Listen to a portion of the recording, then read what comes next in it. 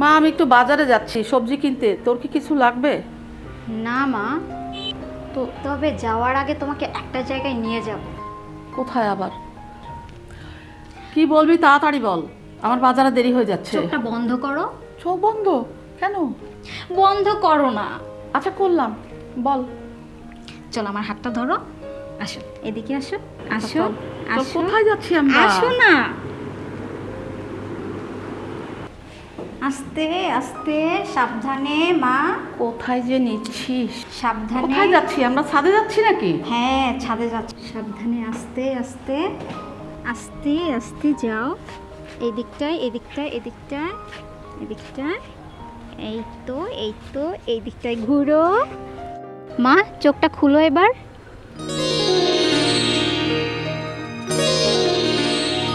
ও মা, এত ফুল সবজি আর ফলের গাছও দেখছি, এগুলো তুই কবে করলি?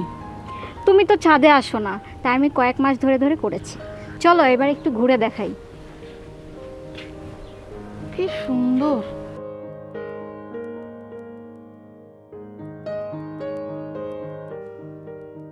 এই যে বেগুন গাছ, তারপরে এদিকে গোলাপ ফুলও দেখছি, আবার পুঁই গাছ, তো সবই তো আছে দেখছি। ওদিকে লাউ, এখানে মানে পেয়ারা গাছ, অদ্ভুত সুন্দর।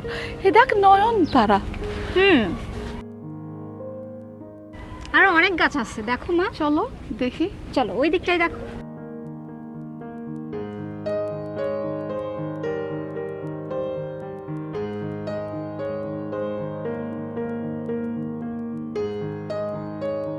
আমার এই ছাদ বাগানটা কেমন লাগলো মা? খুব সুন্দর। ইট পাথরের এই যে ছাদটা, এটা যেন একটা সবুজ বাগানে ঘিরে গেছে। তুমি তো বলো গাছ মানুষের পরম বন্ধু, সুস্থ নিঃশ্বাস। তাই তোমার জন্য আমার এই ছাদ বাগানটা উপহার দিলাম।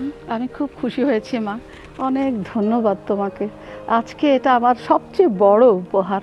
থ্যাংক ইউ মা, থ্যাংক ইউ।